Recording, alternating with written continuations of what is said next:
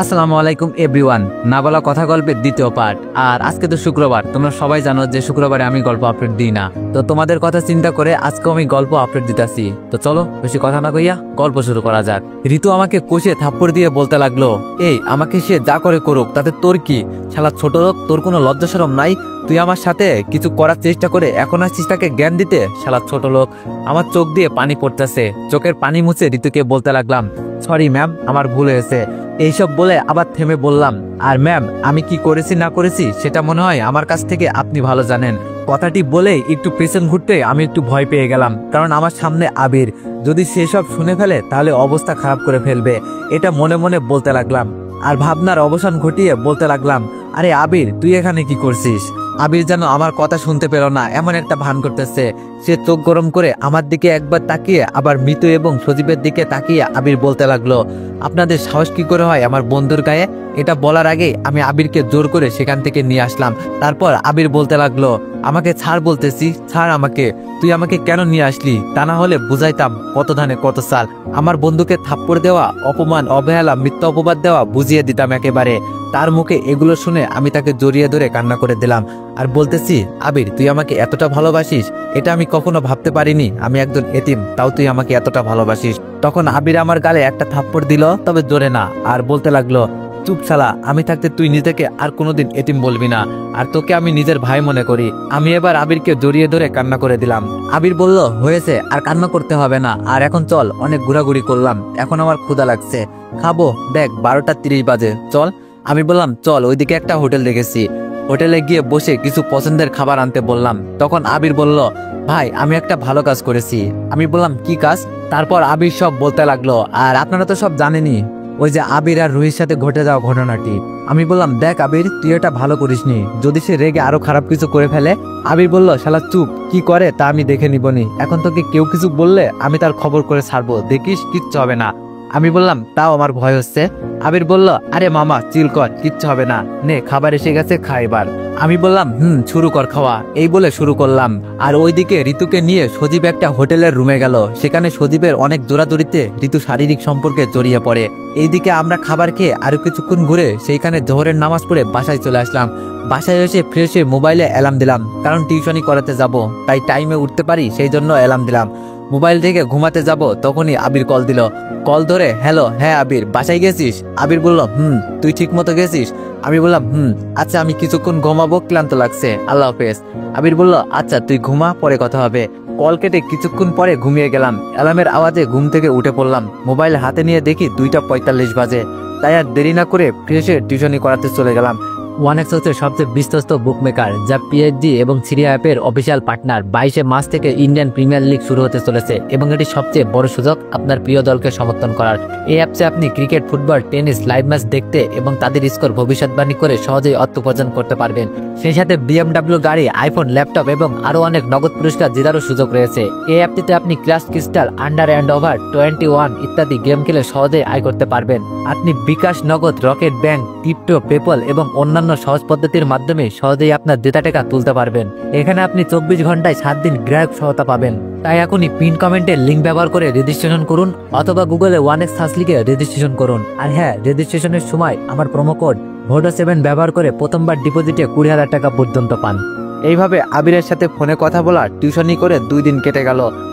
আগে একটা কথা বলে রাখি, এই 2 দিন আবিরও কলেজে যায়নি। অন্যদিকে রুহি এই 2 দিন মন খারাপ করে থাকে আর মনে মনে বলতে লাগে, আমি মনে হয় অনেককে অনেক কষ্ট দিয়ে ফেলেছি, তাই সে কলেজে আসে না। আবিরও তো আসে না, সে আসলে তার থেকে নাম্বারটা নিয়ে ক্ষমা চাইতাম। এইসব ভাবতেছে সকালের বেলকনিতে দাঁড়িয়ে। তখন তার ভাবনার ব্যাঘাত ঘটিয়ে তার আম্মু ডাক দিয়ে বলে, রুহিমা নাস্তা করতে আয়, নাস্তা করে কলেজে যা। রুহি বলল, আসতেছি আম্মু। রুহি যখন নিচে আসতে যাবে তখন তার মোবাইলটা বেজে উঠলো। মোবাইলের দিকে তাকিয়ে দেখে রিমি কল দিয়েছে। কল ধরে রুহি বলল, হ্যালো রিমি, কল দিয়েছিস কেন? রিমি বলল, শোন, তোর জন্য একটা ভালো খবর আছে আর একটা খারাপ খবর, কোনটা বলবো? রুহি বলল, এতদিন সব খারাপ হচ্ছে, তাই আগে ভালোটাই বল। রিমি বলল, ভালোটা হলো আবির কলেজে এসেছে। রিমিকে আর কিছু বলতে না দিয়ে রুহি অনেক খুশি হয়ে বলতে লাগলো, কি আবির কলেজ এসেছে? তাহলে তো অনেকও কলেজ এসেছে, তাই না? রিমি বলল, আরে কথাটা তো শেষ করতে দিবি, আবির এসেছে কিন্তু অনেক আসেনি। রুহি এটা শুনে মন খারাপ করে ফেলে, আবার কিছু একটা মনে করে খুশি হয়ে যায়। খুশি মনে নাস্তা করতে গেল। রুহিকে খুশি দেখে তার মা বলতে লাগলো, তা আমার আম্মুটা কিসের জন্য খুশি দেখাচ্ছে? এই 2 দিন তো মন খারাপ ছিল। রুহি বলল, আরে না আম্মু, এমনি খাবার দাও তো, দেরি হয়ে যাচ্ছে, কলেজে যাব। রুহির আম্মু বলল, আচ্ছা বাবা দিচ্ছি তো, এত রাগ দেখাস কেন, এই নে খাবার খেয়ে আমাকে উদ্ধার কর মেরি বেটি। রুহি খাবার খাচ্ছে আর বলতে লাগলো, আচ্ছা আম্মু, আব্বু কোথায়? রুহির আম্মু বলল, তোর আব্বু কিছু কাজে ঢাকায় গেছে। রুহি বলল, ও আচ্ছা। আরো কিছুক্ষণ কথা বলতে বলতে রুহির খাবার খাওয়া শেষ। তাই তার মাকে বিদায় দিয়ে কলেজে এসে সোজা রিমিকে নিয়ে আবিরের কাছে গিয়ে বলতে লাগলো, হাই আবির, কেমন আছো? আবির রুহির দিকে কেমন করে তাকিয়ে কিছুক্ষণ ভেবে বলল, আলহামদুলিল্লাহ, আপনি? রুহি বলল, আমি ভালো আছি। আচ্ছা আবির, তোমার বন্ধু অনেক কোথায়? তাকে আর তোমাকে এই 2 দিন দেখি নাই, এখন তুমি আসলে আর তোমার বন্ধু আসলো না, আসলে কি হয়েছে তোমাদের? আবির বলল, আমি আসিনি এমনিতেই। তা অনেককে আপনি খুঁজতেছেন কেন? আবার অবহেলা করার জন্য, নাকি অপমান, নাকি থাপ্পড় দেওয়ার জন্য? কি করার জন্য খুঁজছেন আমার বন্ধুকে? একটা অনুরোধ রাখিয়েন, আপনি আমার বন্ধুকে আর অপমান করবেন না, ছেলেটা অনেক কষ্ট নিয়ে জীবনযাপন করে। এই কথাগুলো সব রুহি মাথা নিচু করে শুনতেছে আর চোখ দিয়ে নুনাদল পড়ছে। রুহি বলল, আসলে আমি অনেক সরি তোমাকে, আর অনেককে খুঁজতেছি, কারণ এতদিনের কাজের জন্য আমি ক্ষমা চাইবো। এই কথাগুলো সব রুহি মাথা নিচু করে বলছে। রুহির এমন কথা শুনে আবির অনেক অবাক হলো, আর সাথে সাথে মাথা নিচু করে রুহিকে বলল, রুহি আসলে আমি সরি, আমি বুঝতে পারিনি তুমি এখানে কি জন্য আসলা, আমি ভাবলাম অন্য কিছু করবা, তাই আসলে আমিও সরি। রুহি বলল, আরে তুমি কেন সরি বলতেছো? আসলে আমি আগে যা করেছি সেই জন্যই তুমি এগুলো বলছো, আমি সরি এতদিন যা করেছি। আচ্ছা আবির, অনেক আসবে না? আবির বলল, না, কাল থেকে আসতে পারে। রুহি বলল, আচ্ছা আবির, অনেকের নাম্বারটা দেওয়া যাবে? আসলে ফোন করে সরি বলতাম, আর কাল যদি না আসে তাই। আবির বলল, যেহেতু তুমি ভুল বুঝতে পারছো সেহেতু নাম্বার দেওয়া চাই, এই নিন নাম্বার। নাম্বার দিয়ে আবির ওখান থেকে চলে যায়, আর রুহি অনেকের নাম্বার পেয়ে অনেক খুশি, যেন আকাশের চাঁদ পেয়ে গেছে। আর এইদিকে আমি সকল টিউশনি শেষ করে নামাজ পড়ে বাসায় আসতেছি হেঁটে হেঁটে। তখন হঠাৎ আমার সামনে একটা 7-8 বছরের ছেলে এসে বলতে লাগলো, ভাই একটা ফুল নিন ভাবির জন্য, মাত্র 20 টাকা। একটা ফুল নিন ভাই, আজ 2 দিন কিচ্ছু খাইনি, একটা ফুল নিন, তাহলে একটা রুটি কিনে খেতে পারতাম। ছেলেটাকে দেখে আমার মায়া হতে লাগলো, কি সুন্দর। ছেলেটাকে বললাম, আচ্ছা তোমার নাম কি? ছেলেটা বলল, ভাই আমার নাম আবু সাইদ। আমি বললাম, মাশাল্লাহ, কত সুন্দর নাম। আর কিছু না বলে পকেটে হাত দিয়ে দেখি 200 টাকার মতো আছে। এগুলো দিয়ে বললাম, ভালো কিছু কিনে খাবে কেমন? সাইদ বলল, ভাই এই নিন সব ফুল ভাবির জন্য, এখানে 10টা ফুল আছে। আমি বললাম, আরে তোমার ভাবি নাই, আর আমার ফুল লাগবে না, তুমি রেখে দাও। সাইদ বলল, ভাই গরিব হতে পারি, না খেয়ে মরে যাবো, তবু আমি নিতে পারবো না, ভাই ফুলগুলো নিন, না হলে আমি টাকা নিতে পারবো না। আমি ছেলেটাকে এই কথা বলতে শুনে তাকে জড়িয়ে ধরে কান্না করে দিলাম। সাইদ বলল, ভাই আমার কেউ নাই, আর আমি যেখানে ইচ্ছা সেখানেই থাকি। আমি তার কথা শুনে বললাম, এই তোর কেউ নাই কে বলেছে? আমি আছি না, আজ থেকে তুই আমার ভাই আর আমার কাছে থাকবি। আপনারা ভাবিয়েন না 3টা টিউশনি করিয়ে কেমনে চলবো, আসলে 3টা মিলিয়ে বেতন 6000 টাকা। আর একটা কথা আপনাদের বলতে ভুলে গেছি, আমি ফ্রিল্যান্সিং শুরু করেছি, তাতে ডেইলি 300 থেকে 500 টাকা আয় হয়। আমি সাইদকে নিয়ে বাসার দিকে হাঁটা ধরলাম, আর মনে মনে বললাম, হাইরে দুনিয়া, যাদের হাত আছে পা আছে, হাঁটার সুযোগ, বসার সুযোগ, কাজ করার সুযোগ আছে, আজ তারা ভিক্ষা করে খায়। আর এই অবুঝ ছেলেটি কি মানসিকতা! এইসব ভাবতে ভাবতে বাসায় চলে আসলাম। আমার এই কাজ একজনের চোখ এড়ালো না। সে আর রিমি রাস্তার ওই পাশে একটা রেস্টুরেন্টে বসে খাবার খাচ্ছিল। তখন সেটা রিমি দেখে রুহিকে বলল। রিমি বলল, দেখ রুহি, রাস্তার ওই পাশে এটা অনেক না? রুহি বলল, হ্যাঁ রে, এটা তো অনেকই। রিমি বলল, দেখ একটা বাচ্চাকে জড়িয়ে ধরে কান্না করছে, আসলে ছেলেটা অনেক ভালো। রুহি বলল, রে, আচ্ছা চল তার কাছে গিয়ে দেখে। রুহি বলল, রে, আচ্ছা চল তার সাথে এখন দেখা করি। রিমি বলল, চল। এই বলে রেস্টুরেন্টে বিল দিয়ে বাইরে আসতে আসতে দেখে আমি নাই। আমি বাসায় এসে নিজে ফ্রেশ হলাম, তারপর সাইদকে ফ্রেশ হতে বললাম, তারপর খাবার বানাতে চলে আসি। কিছুক্ষণ পর সাইদ ফ্রেশ হয়ে আমাকে খুঁজতে রান্নাঘরে আসলো। সাইদ বলল, ভাইয়া তুমি এখানে, তুমি রান্না করতে জানো ভাইয়া? আমি বললাম, ভাই আমি রান্না করতে পারি। আচ্ছা তুই টেবিলে গিয়ে বস, আমি খাবার দিতেছি। সাইদ ভালো ছেলের মতো টেবিলে বসে পড়লো। আমি কিছুক্ষণ পর নাস্তা আনলাম, তাকে নাস্তা দিয়ে আমি নিজে খেতে বসলাম। খাওয়ার সময় সাইদকে বললাম, সাইদ শোন, তোকে নিয়ে 7:30টার দিকে বের হবো, তোর জন্য জামা কাপড় কিনতে যাবো, কেমন? সাইদ বলল, সত্যি ভাইয়া? আমি বললাম, এখন খেয়ে আমরা রেস্ট করব, তারপর আমি আর তুই মার্কেটে যাব, কেমন? সাইদ বলল, আমরা খাবার শেষ করে রেস্ট নিচ্ছি। তখন সাইদ বলল, জানো ভাইয়া, তুমি ছাড়া আজ পর্যন্ত কেউ আমার সাথে ভালো ব্যবহার করেনি। আমি এতিম বলে সবাই মারতো, সবাই দূর দূর করে তাড়িয়ে দিত, কারণ আমি এতিম তাই। আচ্ছা ভাইয়া, আমি এতিম কি আমার দোষ? আমার কেউ নাই কি আমার দোষ? কেন সবাই আমাকে অবহেলা করে? আমি সবার কাছে একটু ভালো কথা ব্যবহার চাই, আমরা এতিমরা আর বেশি কিছু চাই না, কিন্তু তারা আমাদেরকে অবহেলা করে যেন আমরা তাদের অনেক বড় ক্ষতি করে ফেলেছি। আমরা তো আর ইচ্ছে করে এতিম হয়ে জন্ম নিইনি। আল্লাহ আমাদেরকে এতিম করে দুনিয়াতে পাঠিয়েছে। আর আল্লাহ তো নিজেই বলেছেন, তোমরা এতিমকে কষ্ট দিও না, সবসময় তাদেরকে ভালোবাসো। তারা কেন এটা বোঝে না ভাইয়া? এটা বলে আমাকে সাইদ জড়িয়ে ধরে কান্না করে দিল। তার কথা শুনে আমারও কান্না চলে আসলো। আমি তাকে মাথায় থাপ্পড় দিয়ে বললাম, তুই আর নিজেকে কখনো এতিম বললে তোর সাথে আমি আর কখনো কথা বলবো না। দেখ, আমাদের কেউ নাই তো কি হয়েছে, আমাদের আল্লাহ আছেন, তাই মনে কখনো কষ্ট নিবি না, সবসময় আল্লাহর উপর আস্থা রাখবি। আরো কিছুক্ষণ কথা বলতে দেখি 7:20 বাজে, তাই আমি সাইদকে বললাম, এখানে বস, আমি রেডি হয়ে আসছি। তারপর রেডি হয়ে দুইজন আমরা বের হলাম। তারপর কিছুক্ষণের মধ্যে মার্কেটে এসে তার জন্য কিছু জামা কাপড় কিনে একটা রেস্টুরেন্ট থেকে রাতের খাবার খেয়ে দুই ভাই চলে আসলাম। রাতে ঘুমানোর সময় আমি তাকে বললাম, কাল সকালে রেডি থাকিস, টিউশনি করিয়ে এসে তোকে স্কুলে ভর্তি করিয়ে দিব, কেমন? আমার মুখে স্কুলের কথা শুনে সাইদ অনেক খুশি হয়ে আমাকে জড়িয়ে ধরে ঘুমিয়ে গেল। সে ঘুমালেও আমি ঘুমাতে পারিনি, কারণ আমার প্রতিদিন কাটে বর্তমান দিয়ে আর রাত কাটে অতীত দিয়ে। কিছু অতীত ভুলে যেতে চাইলেও ভোলা যায় না, কিছু কথা বলতে চেয়েছি কিন্তু ভোলার নয়। কিছু মানুষের অবহেলার কষ্ট ভালোবাসা বলতে চেয়েছি কিন্তু এখনো পারিনি, কারণ তারা ছিল আমার অনেক আপন। এইসব ভাবতে ভাবতে ঘুমিয়ে গেলাম। অন্যদিকে রুহি আমার কথা ভাবতে, ছেলেটা কত না অপমান অবহেলা করলাম, কিন্তু ছেলেটা এত ভালো কখনো ভাবতে পারিনি। যেখানে আমরা কিছু ধনী হয়ে এত বড় মনের না, সে একদম এতিম হয়ে এত বড় মনের মানুষ। আসলে ছেলেটা অনেক ভালো। কাল সকালে সে আসলে তার কাছে সরি বলে বন্ধু বানিয়ে নিব। এইসব ভেবে ঘুমিয়ে গেল রুহি। ভোরবেলা নামাজ পড়ে নাস্তা বানাতে বানাতে দেখি সাইদ উঠে পড়েছে। তাকে ফ্রেশ হতে বলে খাবার টেবিলে নাস্তা নিয়ে আসলাম। সে ফ্রেশ হয়ে টেবিলে বসলে আমি তাকে নাস্তা দিয়ে নিজে খেতে বসলাম। দুইজন নাস্তা করে একটু বসে নিলাম। একটু পর দেখি আবির কল দিয়েছে। হ্যালো আবির, কেমন আছিস? আবির বলল, আলহামদুলিল্লাহ, তুই কেমন আছিস? আচ্ছা, আজ কলেজে আসবি? আমি বললাম, আলহামদুলিল্লাহ, কলেজে আসবো। আবির বলল, তাহলে সাবধানে আসিস, কেমন? আল্লাহ হাফেজ। আমি বললাম, আল্লাহ হাফেজ।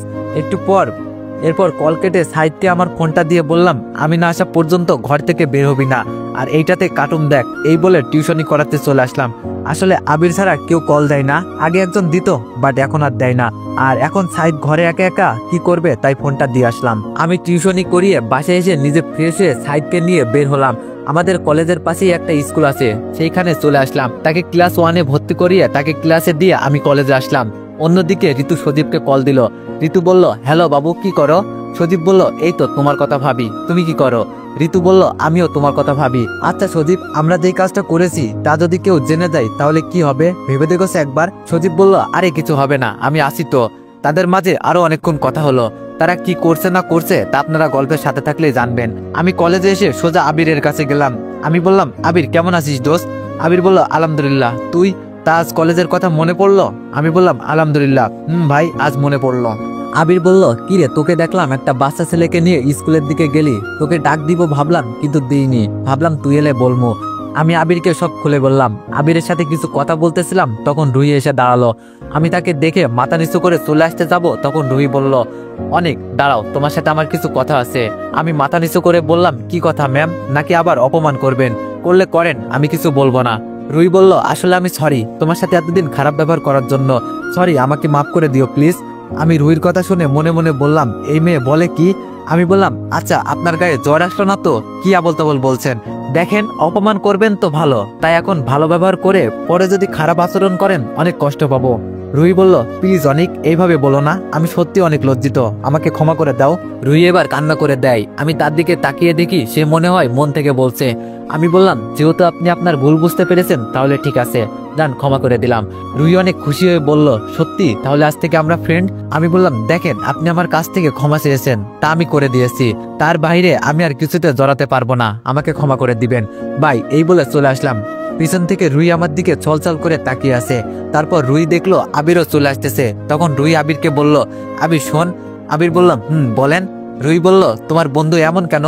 কি হবে আমাকে বন্ধু বানালে? আবির বলল, তা আমি নিজেও জানি না, আমি অনেক দেখেছি, অনেকের সাথে কোনো মেয়ে ফ্রেন্ড হতে চাইলে তাকে ফিরিয়ে দিয়েছে, তাছাড়া আমি কিছুই জানি না। আচ্ছা আমি এখন ক্লাসে যাই। এই বলে আবির চলে আসলো। এইদিকে রুহি মনে মনে বলতেছে, যে করি হোক আমি অনেককে নিজের ফ্রেন্ড বানাবো। এই বলে সে ক্লাসে চলে আসলো। আবির এসে আমার সাথে বসে কিছুক্ষণ কথা বললাম। এর মধ্যে ক্লাসে স্যার আসলো। এবার আমরা ঠিক হয়ে বসলাম। একে একে সব ক্লাস করে বাইরে এসে আবিরকে সাথে নিয়ে সাইদের স্কুলে আসলাম। এসেই দেখি স্কুল মাত্র ছুটি দিয়েছে। কিছু দূর থেকে সাইদ আমাকে দেখে দৌড়ে এসে জড়িয়ে ধরলো। তারপর বলল, ভাই আমি অনেক খুশি, ক্লাসে সবাই আমাকে বন্ধু বানিয়েছে। আমি অনেক অনেক খুশি। তোমাকে কি বলে যে ধন্যবাদ দিব? আমি বললাম, আরে আমি তোর ভাই, আমাকে ধন্যবাদ দিতে হবে না। সাইদ বলল, ভাইয়া তোমার পাশে ভাইয়াটাকে? আমি বললাম, ও তোকে পরিচয় করিয়ে দিই, এই হলো আমার বন্ধু, তোর আরেকটা ভাইয়া। সাইদ আবিরকে দেখে জড়িয়ে ধরলো। আবির বলল, তা তোমার নাম কি? সাইদ বলল, আমার নাম সাইদ। তোমার নাম কি? আজ থেকে তুমি আবির ভাইয়া বলে ডাকবে, কেমন? সাইদ বলল, আচ্ছা আবির ভাইয়া। আবির বলল, আচ্ছা চল সবাই আজকে রেস্টুরেন্টে খাবার খাবো। আমি বললাম, আরে না, আরেকদিন খাবো, আজ না। আবির বলল, ওই আমি তোকে বলছি, আমি আমার পিচ্চি ভাইটাকে বলছি, চলো তো সাইদ।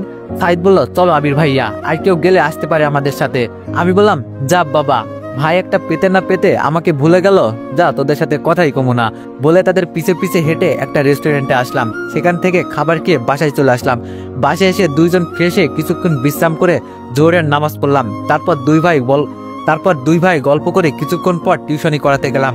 সব টিউশনি করে বাসায় আসলাম। বাসায় এসে নামাজ পড়ে দুইজন মিলে নাস্তা করে পড়তে বসলাম। আমি সাইদকে সবটা বুঝিয়ে দিতেছি। সে অনেক মেধাবী হওয়ার কারণে আমার বোঝাতে সমস্যা হচ্ছে না। কিছুক্ষণ পরে এশার নামাজ পড়ে আমি আবিরকে কার্টুন দেখতে বলে খাবার বানাতে গেলাম। কিছুক্ষণ পর খাবার তৈরি করে দুইজন মিলে খেয়ে দুই ভাই আরো কিছুক্ষণ গল্প করে ঘুমিয়ে গেলাম। অন্যদিকে রুই মনে মনে ভাবছে, আচ্ছা অনেক কি আমাকে ক্ষমা করে দিয়েছে? যদি ক্ষমা করে দিয়ে থাকে তাহলে আমাকে বন্ধু বানাতে তার কিসের আপত্তি থাকতো? না, আমি তার সাথে বন্ধু হয়ে ছাড়বো, না হলে বন্ধু না বানানোর কি কাহিনী আছে ওটা জানবো। এইসব ভাবতে ভাবতে রুই ঘুমিয়ে গেল। আমি সকালে নামাজ পড়ে এসে নাস্তা বানিয়ে খেয়ে সাইদকে রেখে আমি টিউশনি করিয়ে বাড়িতে এসে ফ্রেশে দুই ভাই কলেজের দিকে রওনা দিলাম। আমি সাইদকে স্কুলে রেখে এসে আবিরের সাথে বসলাম। আমি বললাম, কিরে হারামি, কি অবস্থা? আবির বলল, আলহামদুলিল্লাহ, তোর? আমি বললাম, আমারও আলহামদুলিল্লাহ। তার সাথে আরো কিছুক্ষণ কথা বলতেছিলাম। হঠাৎ দেখলাম রুই এসে বলতে লাগলো, হাই, কেমন আছো তোমরা? আবির বলল, আমি আলহামদুলিল্লাহ, তুমি? রুই বলল, আলহামদুলিল্লাহ। তারা কুশল বিনিময় করতেছে। আমি সেখান থেকে উঠে চলে আসতে যাব, তখন আবির বলল, কিরে কোথায় যাস? আমি বললাম, ক্লাসে যাচ্ছি। আবির বলল, কেন? এখনো ক্লাস শুরু হতে অনেক দেরি আছে, আয় বস, আড্ডা দি। আমি বললাম, আমার ভালো লাগতেছে না, আমি তাই চলে যাচ্ছি, তোরা আড্ডা দে। এইসব বলছিলাম তখন রুহির দিকে আর চোখে তাকিয়ে দেখছি ও মন খারাপ করে আছে। আমি এইসব বলে যখন চলে আসবো তখন রুই বলতে লাগলো, তো এভরিওয়ান, নেক্সট পার্টের জন্য অপেক্ষা করো। ধন্যবাদ।